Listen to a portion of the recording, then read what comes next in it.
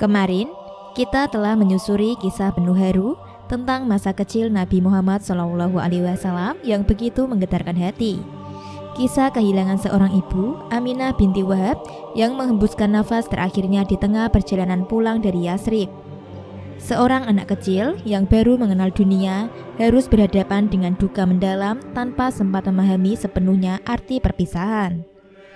Namun, perjalanan hidup sang Rasul tak berhenti di situ.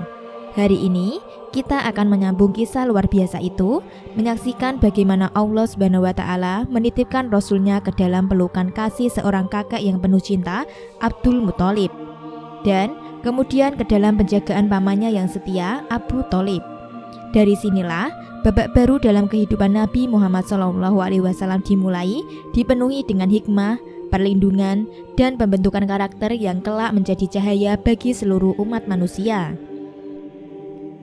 Jika kisah ini menyentuh hatimu dan menambah kecintaanmu kepada Nabi Muhammad SAW, jangan lupa untuk like video ini sebagai bentuk dukunganmu.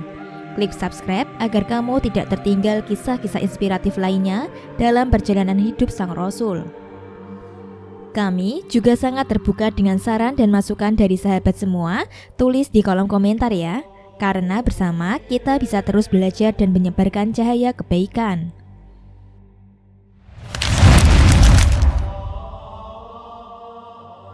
Assalamualaikum warahmatullahi wabarakatuh. Sahabat Dzakirah Muslim rahimakumullah. 5 hari setelah kepergian ibunda tercinta, Aminah, Muhammad kecil yang masih begitu belia, kini berada dalam asuhan sang kakek Abdul Muthalib. Sejak hari itu, cinta yang dulu tertumpah kepada putranya, Abdullah, ayahanda Nabi Muhammad, beralih sepenuhnya kepada cucunya yang mungil dan penuh cahaya ini. Di usia Abdul Muthalib yang sudah sangat senja, lebih dari 100 tahun, wibawa dan pengaruhnya di tengah masyarakat Mekah tak pernah surut. Seperti biasa, beliau senang menghabiskan waktu di dekat Ka'bah.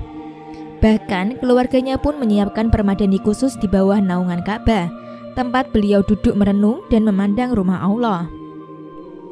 Saking dihormatinya, tidak ada satupun dari keluarga atau warga Mekah yang berani duduk di tempat itu. Bahkan Hamzah, salah satu paman Nabi pun tak berani menyentuhnya. Tapi Muhammad kecil berbeda. Ia kerap datang tanpa ragu, langsung duduk di samping kakeknya.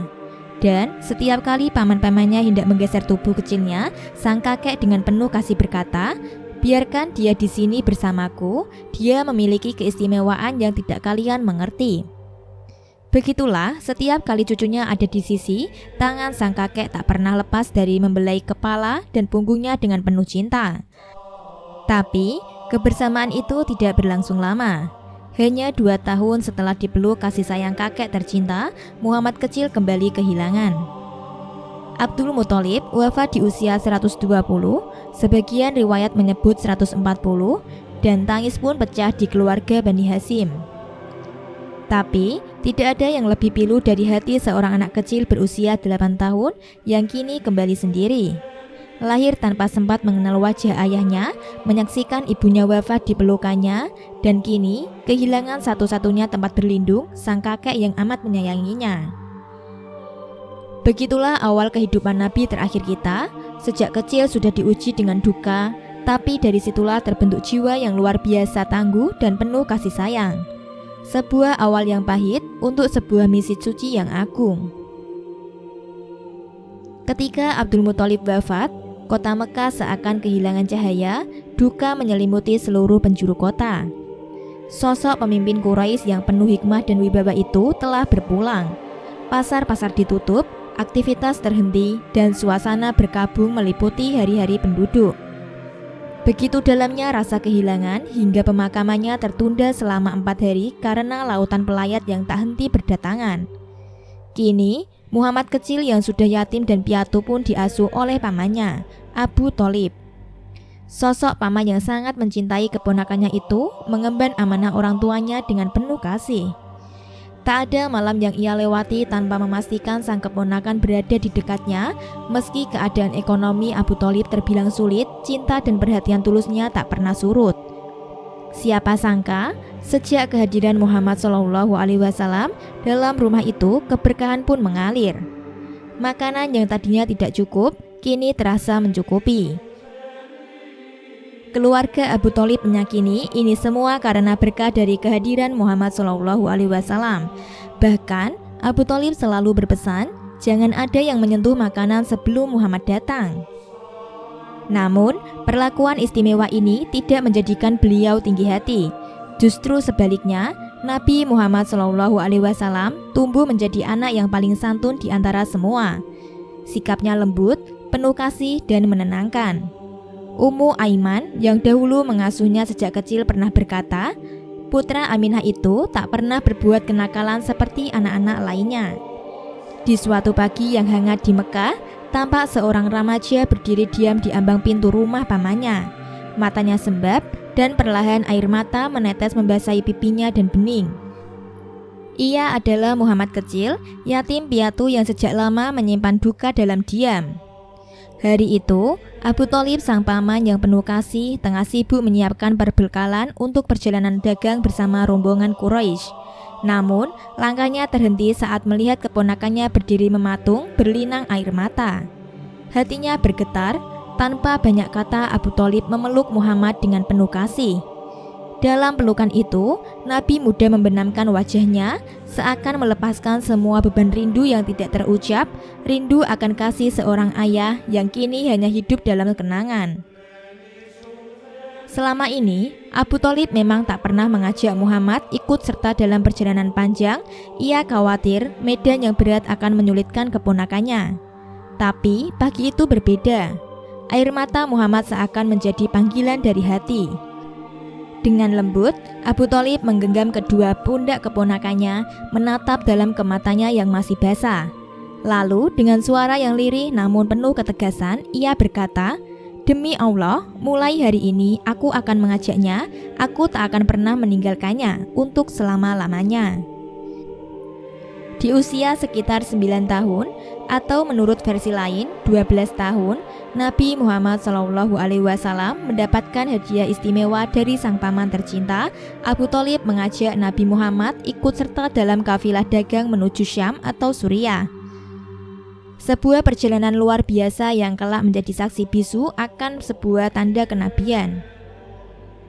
Rombongan besar ini berangkat dari Mekah membawa berbagai barang dagangan. Ketika melintasi padang pasir yang luas membentang, barisan unta mereka tampak seperti deretan padi di pematang sawah. Jejak kaki mereka membentuk garis panjang bak ular raksasa yang tak terlihat ujung kepalanya. Gurun di sekeliling mereka berwarna keemasan, menghampar seperti karpet raksasa tanpa ujung, hingga terlihat seolah langit dan bumi menyatu di kejauhan.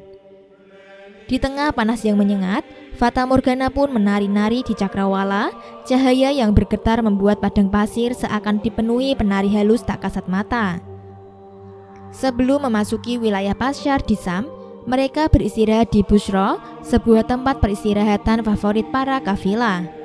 Tak jauh dari situ, berdiri sebuah gereja kuno yang dijaga oleh seorang pendeta bernama Bahira. Pendeta ini bukan orang biasa. Ia adalah penjaga kitab-kitab kuno dan Injil lama yang memuat ramalan tentang akan datangnya seorang nabi dari Jazirah Arab. Setiap kali rombongan Quraisy melintas, Bahira sudah terbiasa menyaksikannya, namun kali ini berbeda, matanya terpukau. Ia melihat awan yang terus menaungi satu sosok di tengah rombongan itu. Ketika mereka berhenti dan berteduh di bawah pohon, ranting pohon seakan merunduk untuk menaungi sosok itu lebih lebat daripada yang lain. Seperti halnya Warokoh, Bahira mampu menangkap pengertian lain dari sekedar peristiwa aneh itu. Sebagai orang yang mempunyai kedekatan agama yang cukup kuat, ia mampu memahami dan mengurai semua yang dilihatnya. Pikirannya langsung teringat tentang sebuah janji di kitab-kitab kuno yang dipelajarinya. Di sana dengan sedikit samar diterangkan akan datangnya nabi baru. Nabi yang sangat ditunggu-tunggu oleh kaum Yahudi ataupun Nasrani. Mungkinkah nabi yang dijanjikan itu akan akhirnya datang juga pada zaman hidupnya? Bahira mencoba mendekati dan mengamati rombongan dagang Quraisy itu. Ketika telah berada di dekat rombongan, Bahira mulai menatap mereka satu persatu. Tak satu pun dari rombongan itu yang tahu maksud kedatangan pendeta ini. Tiba-tiba, Bahira kembali ke gerejanya tanpa mengucapkan sepatah kata pun. Namun, tak lama kemudian, ia kembali mendekati rombongan dan berkata pada mereka, "Wahai kaum Quraisy, aku telah menyediakan berbagai makanan untuk menjamu kalian semua. Aku harap kalian sudi datang baik yang tua, muda, merdeka maupun budak." Wahai Bahira, demi Allah, Anda nampak begitu aneh hari ini. Selama ini Anda tidak pernah melakukan hal seperti ini sebelumnya. Meskipun kami sering melintas di sini, apa yang terjadi pada Anda hari ini? Sahut salah seorang rombongan. Anda benar, tapi kalian adalah tamu-tamuku dan aku sangat ingin menghormati kalian, maka datang dan nikmatilah hidangan yang telah aku sediakan, jawab Bahira. Ketika seluruh anggota kafilah telah berkumpul di tempat yang telah dipersiapkan oleh Bahira, seorang rohib yang bijak dari kaum Nasrani, ada satu sosok muda yang tidak ikut serta. Dialah Muhammad SAW. Dengan rendah hati, beliau memilih untuk menepi, berteduh di bawah pohon sambil menjaga unta-unta milik rombongan. Beliau merasa masih terlalu muda dan belum pantas untuk bergabung dalam perjamuan orang dewasa. Sementara itu, Bahira memperhatikan tamu-tamunya dengan saksama, pandangannya menyapu setiap wajah mencari sosok yang telah lama ia nantikan. Seseorang yang memiliki tanda kenabian sebagaimana yang telah ia baca dalam kitab-kitab suci. Namun, sosok itu belum juga terlihat. Dengan nada tenang namun penuh makna, ia berkata, "Wahai kaum Quraisy, pastikan tidak ada satupun dari kalian yang tertinggal untuk menyantap hidanganku ini." Salah satu dari mereka menjawab ringan, "Kami tak meninggalkan siapapun kecuali seorang anak muda yang tengah berada di belakang menjaga unta." Bahira menggeleng pelan dan berkata dengan sungguh-sungguh, "Jangan begitu, panggillah ia. Biarkan dia turut menikmati hidangan ini bersama kalian." Namun, sebagian dari mereka menimpali dengan santai, "Demi Lata dan Uzza, tidak apa-apa bila anak Abdullah itu tidak ikut bersama kami." Tanpa melanjutkan perdebatan, Bahira pun bangkit, meninggalkan para tamunya dan menghampiri Muhammad SAW secara langsung.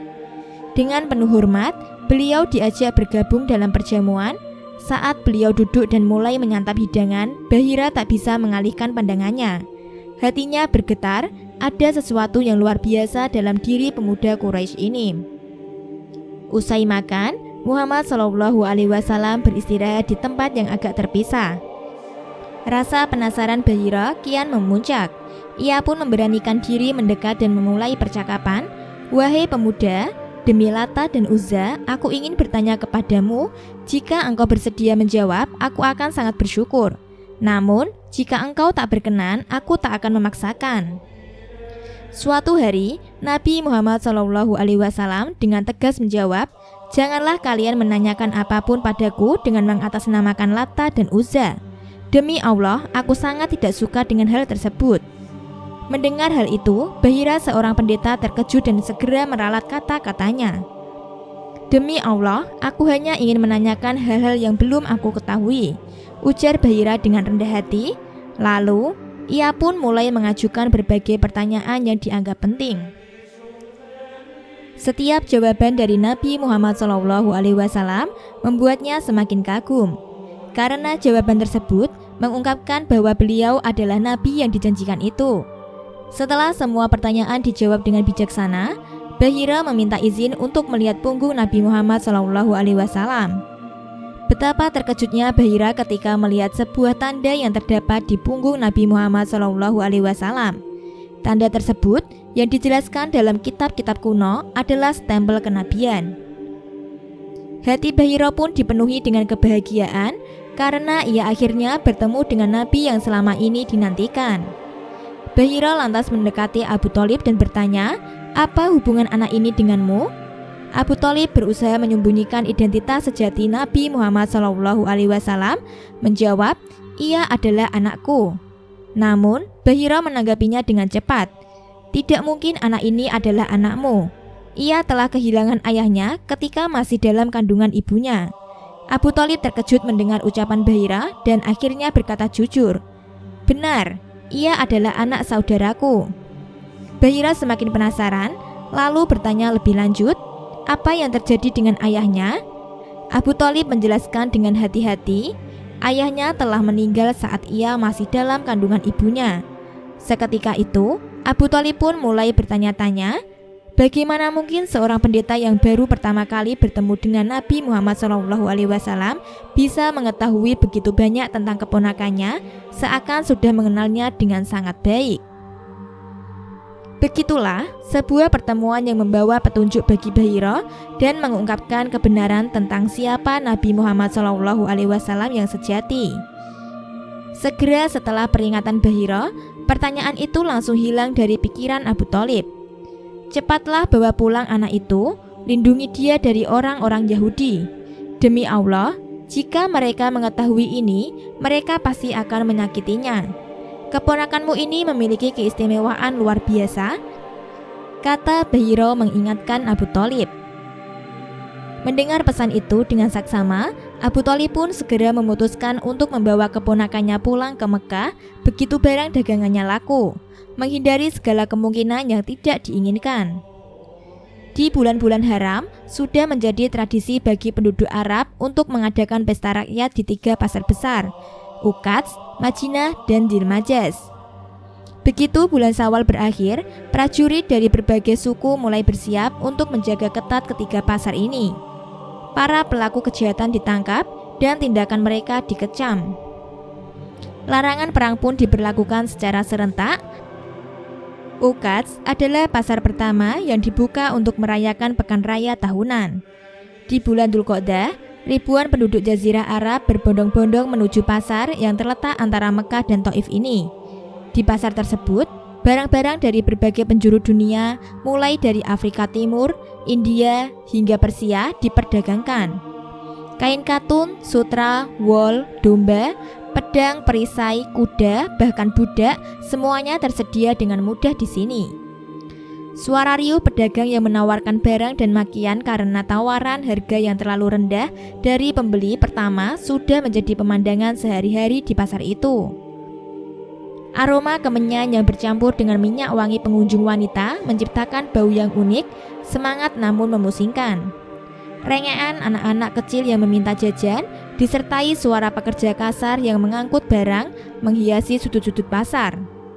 Keculasan, penipuan, dan bujuk rayu yang tak ada habisnya telah melekat erat dan menjadi bagian dari sejarah pasar yang tak terlupakan. Pada pasar Uqats, setiap orang berlomba-lomba memamerkan kemampuan dan kekayaan yang mereka peroleh sepanjang tahun. Setiap tahunnya, orang-orang Arab berkumpul di sini untuk berdagang, saling menunjukkan kehebatan diri, dan mencari pengakuan.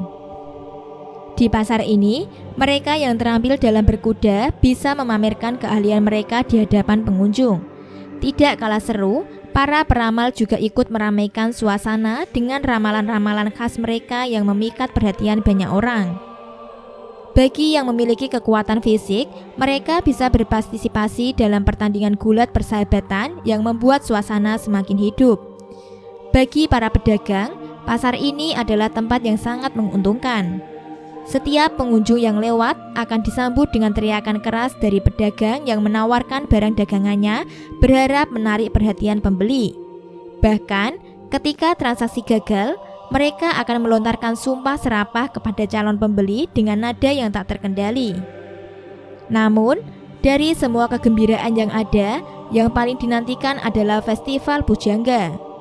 Disinilah para penyair terkenal mengungkapkan karya-karya mereka yang penuh makna seperti gurindam, puisi cinta, elegi, dan sajak-sajak lainnya. Pada masa jahiliyah, para penyair memegang posisi sosial yang tinggi dan sangat dihormati. Kemampuan mereka dalam merangkai kata-kata tidak hanya memberikan semangat bagi pejuang yang tengah berperang, tetapi juga menjadi alat untuk melawan tipu daya musuh. Kata-kata mereka bisa menjadi perlindungan, bahkan pedang yang tajam untuk merobek keangkuhan lawan. Karena itu, para penyair dihargai dan dihormati oleh setiap suku. Keramaian pasar Uqats biasanya hanya berjalan selama 20 hari. Selanjutnya, keramaian akan berpindah ke pasar Madinah dan berakhir di pasar Dzilmajaz, Mina pada bulan Dzulhijjah. Saat itulah para jamaah haji biasanya akan mampir di pasar ini untuk membeli oleh-oleh dan kebutuhan pokok lainnya. Sekali lagi, Mekkah menjadi tempat terbaik untuk pertemuan antara penghamba uang dan penyembah Tuhan. Untuk berjualan di 3 pasar tersebut, orang-orang Arab tidak harus datang sendiri guna memperjualbelikan dagangannya. Mereka bisa mengupah seseorang yang ia percayai, kemudian tinggal menunggu hasilnya. Begitulah yang dilakukan An-Nu'man bin Munzir. Waktu itu, ia memiliki beberapa dagangan yang ingin dilemparkannya ke pasar Uqadz. Untuk mengurusi perdagangan ini, ia berniat mencari seseorang yang berani bertanggung jawab penuh akan keselamatan dagangannya. 2 orang laki-laki mendekat menyatakan kesanggupannya. Dia adalah Barat si pemberang dari Bani Kinanah dan Urwah bin Utbah sang pengembara dari Bani Quraisy. Al-Barat selama ini memang terkenal pemberani, namun ia kurang begitu disukai di lingkungannya. Dia terkenal mudah tersinggung dan cepat naik pitam. Melihat mereka berdua, Al-Nu'man segera menyambutnya dan mencoba menjajaki.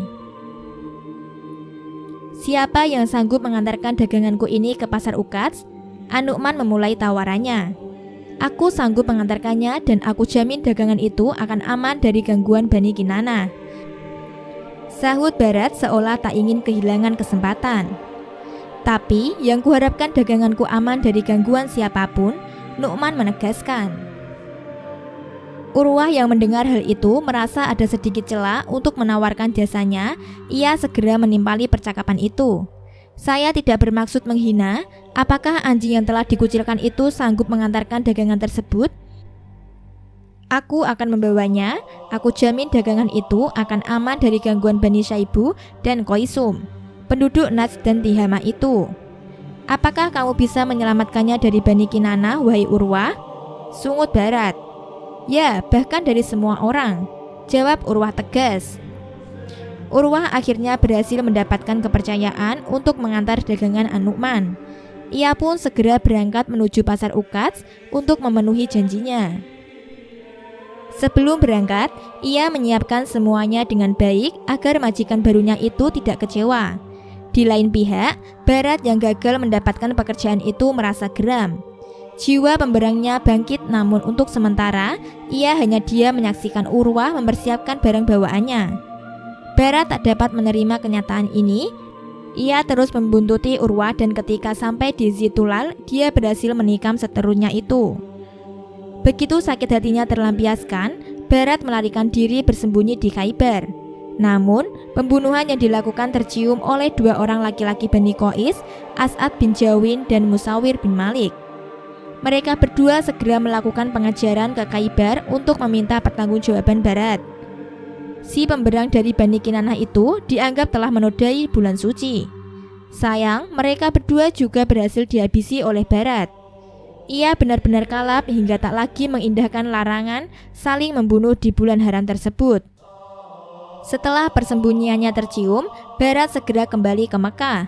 Seorang laki-laki dari Bani As'ad berhasil ia suruh untuk memperingatkan para pedagang Quraisy yang sedang berada di Uqadz. Suku Quraisy beberapa tahun terakhir memang telah bersekutu dengan Bani Kinanah. Tentunya, kerjasama ini menyangkut segala bidang, termasuk perang dengan segala konsekuensinya. Sudah barang tentu, jika suku Qais mengetahui bahwa anggotanya telah dibunuh oleh suku Kinanah, maka mereka dianggap sah untuk menuntut balas kepada salah satu sekutu Kinanah.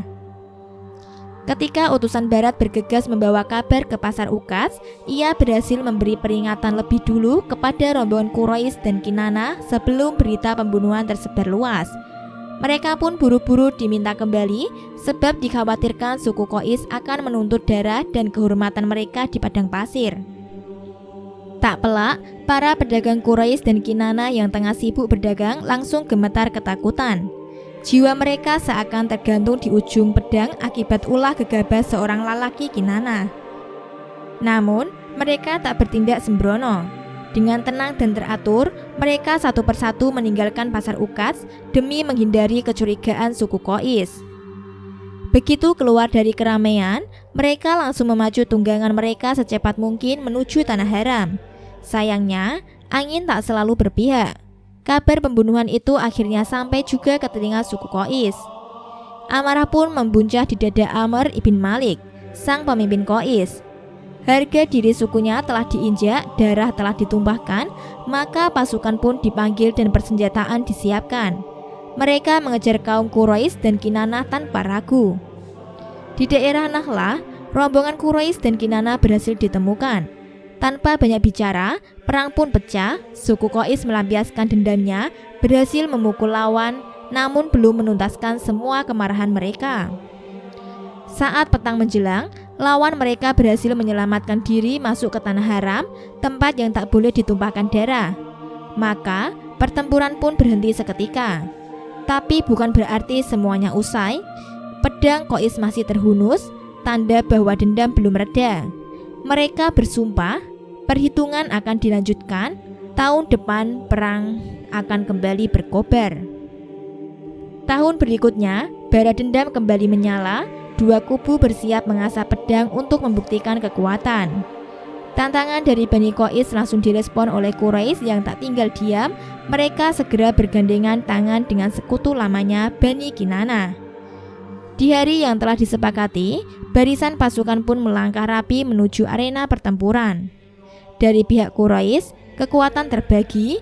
Bani Hashim dikomandoi oleh Zubair bin Abdul Muthalib, sementara Bani Abdu Ad-Dar dipimpin oleh Harb bin Umayyah. Untuk pasukan gabungan Quraisy dan Kinanah, Ikrimah bin Hashim tampil sebagai panglima.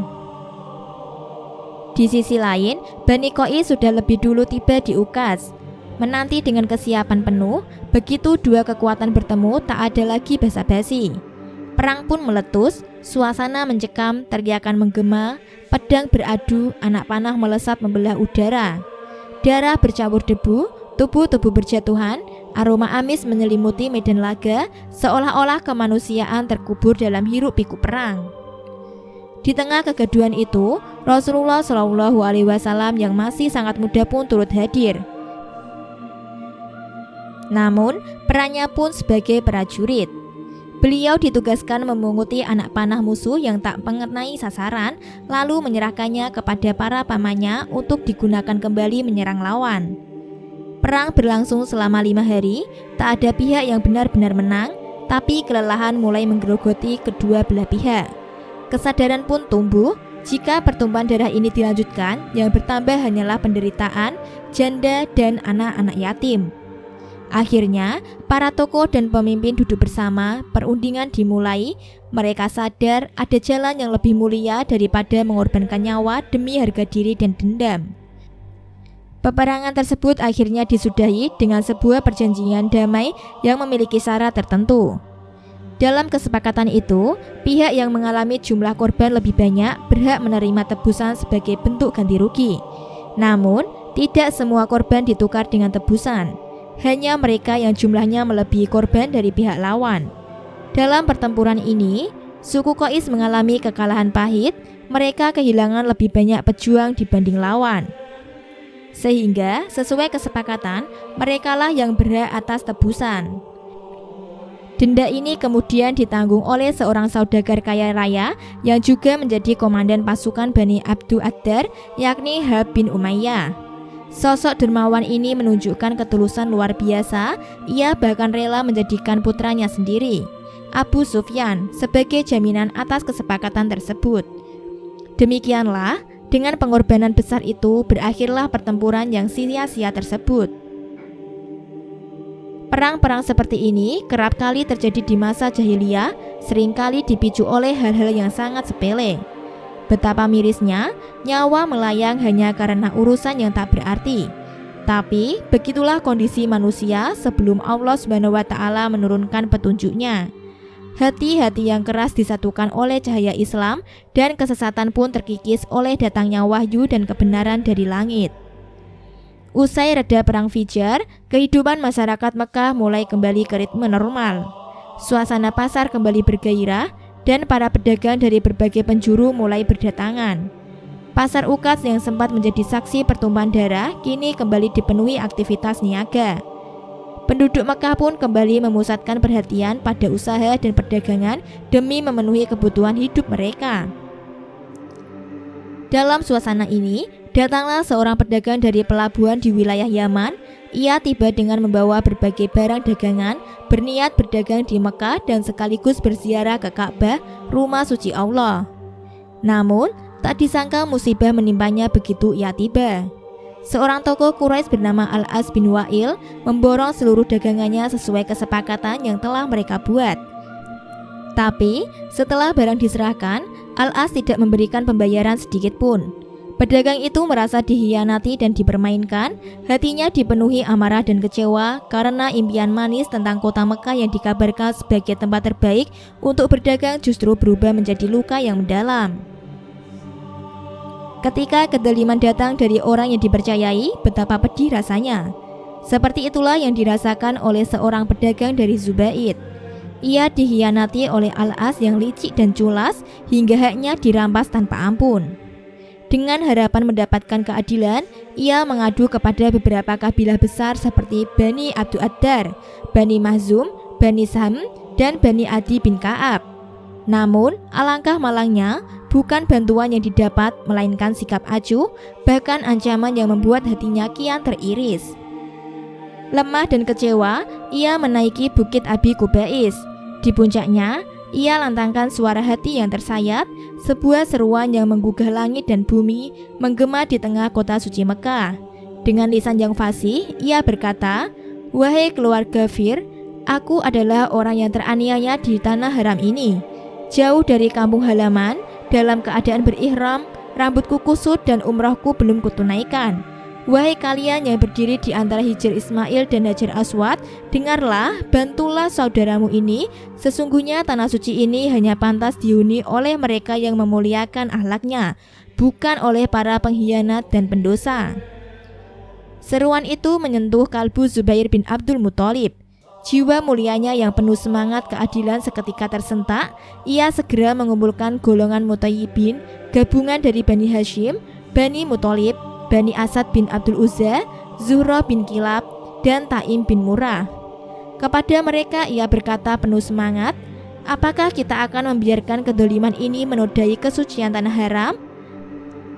Sebagai bentuk keseriusan menegakkan keadilan, pada bulan Dzulqa'dah mereka berkumpul di rumah Abdullah bin Judan, seorang tokoh Quraisy yang disegani. Di tempat inilah lahir sebuah perjanjian agung untuk menumpas segala bentuk kedoliman, baik dari penduduk Mekah maupun dari luar. Mereka sepakat bahwa hak setiap orang, baik tamu maupun penduduk, harus dijaga dan kedoliman harus dihapuskan dari bumi haram ini. Rasulullah Shallallahu Alaihi Wasallam yang saat itu masih muda turut hadir dalam perjanjian mulia ini. Beliau bersabda sebagaimana diriwayatkan oleh Ibnu Ishaq, "Aku pernah menghadiri perjanjian di rumah Abdullah bin Judan bersama paman-pamanku. Seandainya aku memiliki unta merah terbaik, tidak akan aku lebihkan atas perjanjian itu. Seandainya di masa Islam aku diminta menepatinya, niscaya aku akan memenuhinya." Dengan penuh tekad, mereka kemudian mendatangi rumah Al-As. Mereka menuntut agar barang-barang dagangan milik saudagar Zubaid dikembalikan. Berkat keberanian dan kekompakan para pelaku perjanjian itu, akhirnya hak sang pedagang dikembalikan. Ia pun dapat menjual dagangannya yang telah dibawanya dari pelabuhan Yaman dengan penuh harapan. Kini, ia dapat tersenyum dalam doa dan syukur, karena keadilan telah ditegakkan di tanah haram, negeri yang Allah muliakan.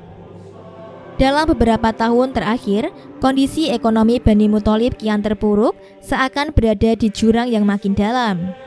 Abu Thalib, seorang tokoh terhormat Quraisy, juga turut merasakan pahitnya krisis ini. Hidupnya semakin sempit, sementara ia memiliki banyak anak yang masih kecil dan perlu dinafkahi. Namun, lelaki mulia ini tak pernah menyerah. Tekanan hidup tak membuatnya lemah, justru membakar semangatnya untuk terus berjuang. Meskipun harta dan ternaknya telah habis, Abu Thalib tetap yakin bahwa pertolongan Allah bisa datang dari arah yang tidak disangka. Kota Mekah, tempat para pedagang berkumpul dari berbagai penjuru, masih memberikan secercah harapan.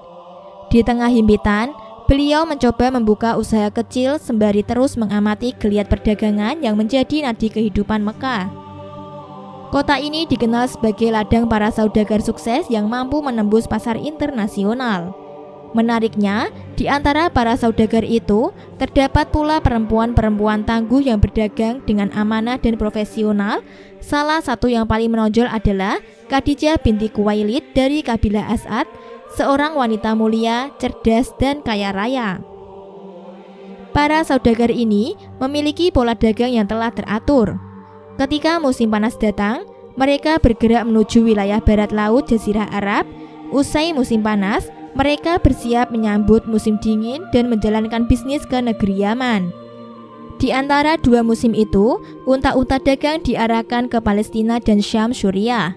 Kini, ketika musim panas telah berlalu dan musim dingin belum tiba, para saudagar pun bersiap melakukan perjalanan ke Syam dan Palestina. Setiap kali para saudagar ini bersiap berdagang keluar Mekah, terbuka peluang kerja bagi penduduk. Yang paling dibutuhkan saat itu adalah para agen pengiriman barang serta mereka yang memiliki keahlian dalam berdagang. Agen pengiriman berperan penting mengantarkan barang pesanan, sementara mereka yang lihai berdagang seringkali dipercaya untuk mewakili bisnis saudagar yang tidak dapat ikut serta. Pada usianya yang telah mencapai 40 tahun, Sayyidah Khadijah radhiyallahu anhu, seorang saudagar perempuan yang mulia, memilih untuk tidak lagi menempuh perjalanan dagang jauh seperti ke Syam. Beliau lebih memilih mempercayakan urusan perniagaannya kepada orang lain. Di tahun itulah ketika Rasulullah SAW berusia sekitar 25 tahun.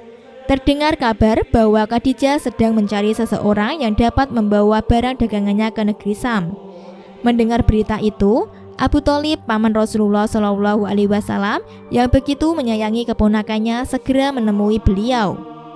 Ia menyadari bahwa ini bukan sekedar kesempatan biasa, melainkan peluang besar bagi keponakannya untuk mengasah kemampuan berdagang di luar Mekah. Dengan penuh kelembutan dan harapan, Abu Thalib membuka pembicaraan dengan hati-hati. "Wahai anak saudaraku," ucapnya lembut, "tahun ini masa-masa sulit, paceklik melanda, kita tak lagi memiliki harta untuk diperdagangkan. Aku dengar Khadijah tengah mencari seseorang untuk mengelola barang dagangannya menuju Syam. Sesungguhnya engkau sangat pantas melakukannya." Rasulullah memahami maksud sang paman yang tak hanya sekedar menyampaikan kabar, tapi juga mendorong dengan penuh kasih sayang.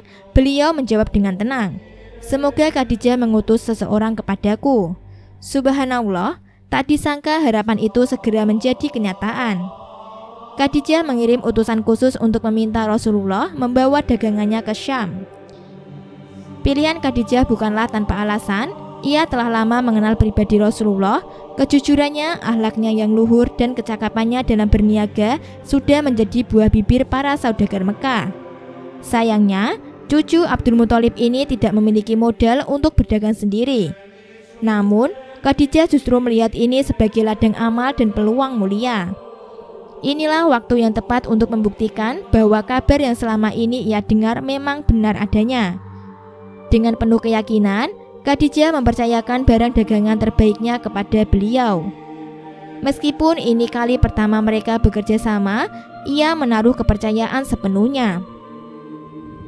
Di sisi lain, Rasulullah menerima amanah ini dengan hati yang tulus dan semangat yang tinggi.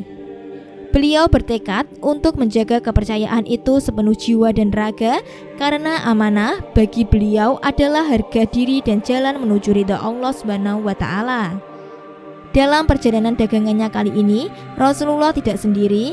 Ia ditemani oleh seorang pembantu setia dari Khadijah yang bernama Maisyarah.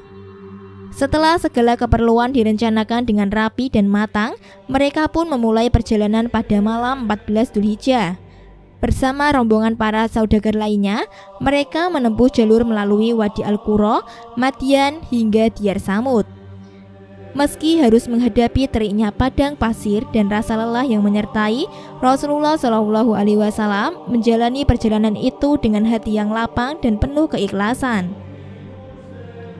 Bayangan masa kecilnya kembali hadir saat pertama kali beliau ikut sang paman tercinta Abu Thalib menapaki jejak serupa menuju Syam. Kenangan itu mengalir lembut dalam benaknya seperti ombak yang datang silih berganti.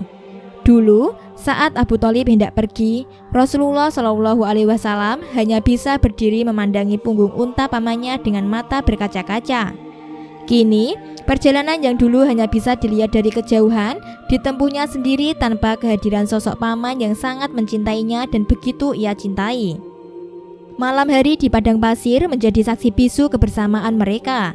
Duduk melingkar mengelilingi api unggun, menikmati semilir angin malam yang membawa ketenangan, Rasulullah Shallallahu Alaihi Wasallam larut dalam renungan. Teringat ia pada kebaikan pendeta Bahira, suguhan makanannya yang hangat, tempat ibadah serta kepercayaan yang dianut oleh penduduk Syam. Semua itu mengukir perenungan dalam hatinya, membuat beliau lebih banyak diam, tenggelam dalam kenangan yang membangkitkan makna. Tanpa terasa, kafilah dagang Quraisy pun tiba di Bushra yang terletak di bagian selatan Syam. Sesuai kebiasaan, sebelum masuk ke pusat pasar, mereka berhenti sejenak di daerah tersebut untuk beristirahat. Barang dagangan diturunkan dari punggung unta, segala kebutuhan dipersiapkan agar siap menghadapi pasar utama. Di tempat itu, berdirilah sebuah pohon rindang yang masih kokoh. Bisa jadi itulah pohon yang dahulu menjadi tempat berteduh Nabi Muhammad SAW bersama pamannya. Namun, kini gereja yang dulunya dihuni oleh pendeta Bahira telah berubah. Bahira telah wafat dan posisinya digantikan oleh pendeta Nestor, seorang alim dalam bidang agama tak kalah dalam ketekunan dan keilmuannya. Atas kebijaksanaan dan kemampuannya, Nestor dipercaya untuk meneruskan tugas mulia itu. Subhanallah, perjalanan ini bukan hanya tentang perdagangan, tetapi tentang jejak-jejak spiritual yang menguatkan jiwa seorang utusan Allah yang akan mengemban risalah besar bagi umat manusia. Sebagaimana halnya Bahira, seorang pendeta yang hatinya lembut dan jiwanya terhubung dengan ilmu dari kitab-kitab terdahulu. Ia pun terperangah kala menyaksikan sosok Muhammad SAW berteduh di bawah pohon di depan gerejanya. Pemandangan itu seketika mengingatkannya akan nubuat yang ia baca dalam kitab suci, sebuah kabar tentang datangnya seorang nabi penutup yang akan bernaung di bawah pohon itu. Jiwanya bergetar dan tanpa ragu, ia melangkahkan kaki mendekati sang pemuda yang tengah beristirahat penuh keteduhan. Aku bersaksi bahwa engkau adalah utusan Allah, ucapnya penuh keyakinan kala berdiri di hadapan Rasulullah SAW. Ia lalu melanjutkan, Nabi Isa telah mengabarkan akan hadirnya seorang Nabi Ummi yang tak pandai membaca dan menulis. Dialah yang akan berteduh di bawah pohon ini setelahku. Ia berasal dari Bani Hashim, dari kalangan Arab dan dari kota suci Mekah. Ia pembawa kabar bahagia, pemilik telaga Kausar dan utusan Allah yang mampu memberi syafaat kepada umat. Setelah menjelaskan dengan rinci tanda-tanda kenabian, pendeta yang dikenal sebagai Nestor itu lalu bertanya kepada Maisyarah yang saat itu menjadi teman perjalanan dagang Rasulullah SAW. Apakah kedua matanya terdapat semburat merah? Benar adanya, jawab Maisyarah mantap. Mendengar itu, Nestor berkata, jangan engkau berpisah darinya, temanilah dia selalu, karena sungguh ia adalah kekasih Allah yang dimuliakan dengan risalah dan menjadi nabi terakhir yang membawa cahaya kebenaran. Maisyarah tidak terkejut dengan perkataan Nestor. Selama perjalanan, ia telah menyaksikan berbagai keajaiban yang tak biasa dari diri Rasulullah SAW. Ia menyadari bahwa sosok yang sedang ia dampingi bukanlah manusia biasa, melainkan pribadi agung yang diberi kelebihan luar biasa. Pertemuan dengan pendeta Nestor pun menjadi pengalaman yang sangat berkesan bagi Maisyarah. Jika benar sosok yang bersamanya adalah seorang nabi, maka setiap detik kebersamaan dalam perjalanan dagang ini adalah karunia agung dari Allah yang mungkin tak akan terulang kembali dalam hidupnya. Sejak saat itu, pandangan dan perhatian Maisyarah tak pernah lepas dari Rasulullah SAW. Ia mengamati setiap gerak-geriknya dan merasakan betapa lembut dan mulianya akhlak beliau dalam memperlakukannya. Setelah semua barang dagangan habis terjual, rombongan pun bersiap untuk kembali ke tanah Mekah. Dalam perjalanan pulang itu, Maisyarah kembali menyaksikan hal yang menakjubkan. Meski matahari bersinar terik, cahaya panasnya tak pernah menyentuh kulit Rasulullah SAW. Bahkan pada suatu hari ia menyaksikan dengan jelas dua malaikat menaungi Rasulullah SAW dari teriknya matahari. Kejadian itu membekas dalam sanubari Maisyarah, mengukuhkan keyakinannya bahwa ia sedang bersama seorang utusan Allah yang mulia. Ketika Rasulullah SAW dan Maisyarah tiba di kota suci Mekah, dua malaikat masih senantiasa mengiringi dan menaungi beliau. Di beranda rumahnya, Khadijah binti Khuwailid yang dengan penuh rindu menanti kedatangan mereka turut menyaksikan kehadiran kedua malaikat itu. Tanpa mereka sadari, setiap langkah kaki Rasulullah ketika memasuki rumah itu diam-diam diperhatikan oleh Khadijah. Perempuan mulia itu yang sejak awal telah terpesona oleh keagungan akhlak Rasulullah SAW, kini hatinya semakin dipenuhi rasa takjub dan kagum. Pandangannya kini tidak semata tertuju pada laporan keberhasilan dagang, namun telah beralih kepada kepribadian luhur dari keponakan Abu Thalib ini. Beberapa tahun terakhir, Khadijah telah menjanda. Ia pernah dipersunting oleh dua pria, yaitu Abu Hala bin Zurarah At-Tamimi dan Atik bin Ais Al-Mahzumi. Dari Abu Hala, ia dikaruniai dua orang putra, Hala dan Hindun, sementara dari pernikahannya dengan Atik, lahir pula dua anak, Hindun dan Atik. Namun, takdir berkata lain, dua ikatan pernikahan itu terakhir dengan perpisahan. Sejak ditinggal kedua suaminya, banyak para lelaki terhormat yang berniat meminangnya. Nasabnya yang agung, akhlaknya yang santun, serta keelokan wajah yang masih memancar meski usia bertambah, menjadikan Khadijah sebagai sosok yang tetap menarik di mata para bangsawan Quraisy. Namun, dengan kelembutan dan keteguhan hati, ia selalu menolak pinangan mereka. Namun kini, setelah melihat dan mengenal pribadi Rasulullah SAW, hati Khadijah mulai tergerak. Terlintas dalam benaknya untuk mencari sosok ayah yang layak bagi anak-anaknya. Kekayaan melimpah yang ia miliki, bahwa harta semata tidaklah cukup. Anak-anaknya pun butuh sosok pelindung, panutan, dan tempat bernaung dalam cinta serta kasih sayang yang tulus. Dan sosok itu hanya bisa ia temukan pada diri Rasulullah SAW. Meski demikian, sebagai seorang wanita yang menjaga kehormatan dan rasa malu, Khadijah menyimpan dalam-dalam perasaannya. Ia mencoba menutupinya dengan mendengarkan laporan dagang dari Maisyarah, namun justru setiap kata yang keluar dari lisan Maisyarah semakin meneguhkan kekaguman Khadijah. Laporan itu bagaikan untaian pujian terhadap akhlak mulia dan kelurusan hati Rasulullah SAW, sosok pemuda yang kini diam-diam mulai menetap di relung hatinya. Meskipun Khadijah mampu menyembunyikan gejolak hatinya dari dua utusan yang baru kembali dari Syam, Maisyarah dan Muhammad SAW, namun nalurinya yang tajam tak bisa dibohongi. Begitu kedua pria itu berlalu dari hadapannya, ia segera mencurahkan isi hatinya kepada sahabat setianya, Nufaisah binti Munya. Mendengar curahan hati Khadijah yang mulia, Nufaisah pun tergerak dan segera menemui pemuda yang telah diam-diam mengisi relung hati saudagar agung itu. "Wahai Muhammad, mengapa engkau belum juga menikah?" tanya Nufaisah dengan penuh kehangatan ketika berhadapan dengan putra Aminah yang mulia. "Aku belum memiliki bekal untuk menapaki pelaminan," jawab Nabi Muhammad SAW dengan rendah hati.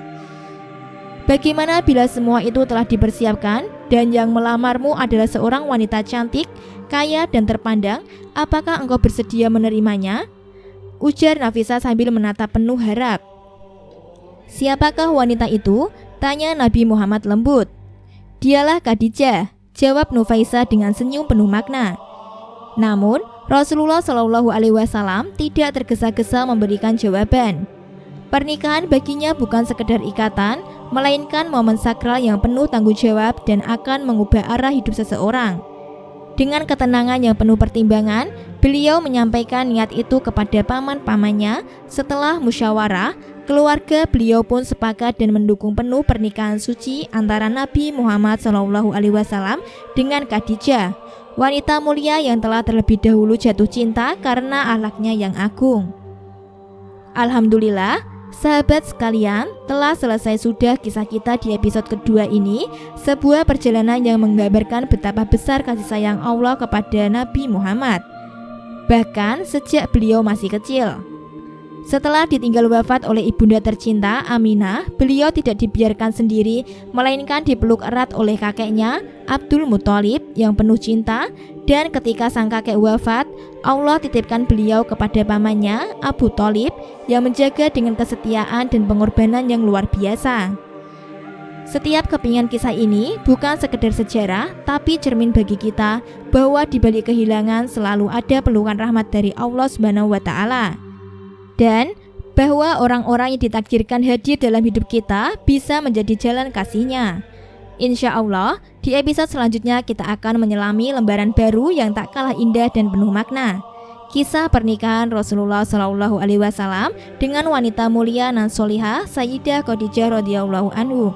Sebagai pertemuan yang tidak hanya mempersatukan dua hati, tetapi juga menjadi awal dari perjuangan dakwah yang agung, penuh cinta dan pengorbanan di jalan Allah. Maka dari itu, sahabat tercinta, jika kisah ini memberi manfaat dan menyentuh hatimu, mohon dukung dengan menekan like sebagai bentuk cinta kepada Rasulullah SAW. Jangan lupa subscribe dan aktifkan notifikasinya agar kalian tidak tertinggal setiap kisah berharga yang akan datang. Dan jika kalian memiliki saran atau pesan, tuliskanlah di kolom komentar, karena setiap masukan dari hatimu adalah cahaya bagi kami untuk terus berkarya lebih baik. Sampai jumpa di episode selanjutnya. Semoga Allah selalu menjaga hati kita dalam cinta kepada Nabi-Nya dan membimbing kita meneladani setiap langkah beliau. Wassalamualaikum warahmatullahi wabarakatuh.